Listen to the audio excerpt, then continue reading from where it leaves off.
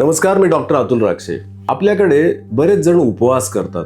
उपवासामध्ये जनरली सोमवार, मंगळवार, प्रदोष, गुरुवार, चतुर्थी अशा प्रकारे उपवास करण्याची पद्धत आहे. परंतु साधारण आषाढी एकादशी झाली की तेव्हापासून दिवाळीपर्यंत अनेक वेगवेगळ्या पद्धतीने आणि वेगवेगळ्या सणावारांच्या निमित्ताने उपवास केले जातात. आता उपवास या शब्दाचा जर खरा अर्थ समजून घ्यायचा झाला तर उप आणि वास या दोन शब्दांनी मिळून हा उपवास हा शब्द तयार झालाय.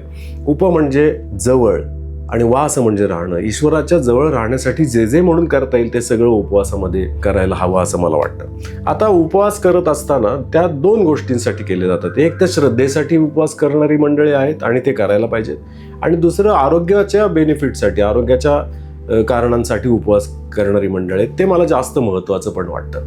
त्याच्यात तुम्ही जर बघितलं तर हल्ली जगभरामध्ये आरोग्याची उपासना करणारे, आरोग्याची काळजी घेणारे लोक इंटरमिटंट फास्टिंग करायला सांगतात. म्हणजे ठराविक काळानंतर तुम्ही उपाशी राहायला पाहिजे. म्हणजे ऑटोफॅजी म्हणजे तुमच्या शरीरामध्ये जे रेसिड्यू राहिलेले आहेत, जे एक्सेसिव्ह गोष्टी ज्या जादा तयार झाल्यात त्या सगळ्या शरीर नष्ट करू शकेल. आणि म्हणूनच उपवास मला जास्त महत्त्वाचे वाटतं. परंतु ज्या व्यक्ती पित्त प्रकृतीच्या आहेत, ज्यांना शारीरिक आणि बौद्धिक काम खूप करावं लागतं, त्यांना अशा प्रकारे पूर्ण उपाशी नाही राहता येत. आणि म्हणूनच उपासाला चालणारे असे म्हणून काही पदार्थ सांगितले गेले, पण दुर्दैवाने हल्ली त्यांचा अतिरेक होताना दिसतो. म्हणून जर खरा उपास करायचा असेल तर तुम्ही उपासाचे पदार्थ खा, पण ते कमी प्रमाणात खा. गरम पाणी प्या.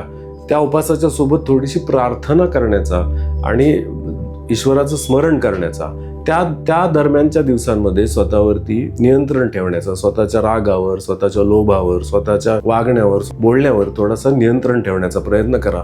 आणि उपवास या शब्दाचा खरा अर्थ ईश्वराला आवडेल असं वर्तन हे आहे, हे लक्षात ठेवा.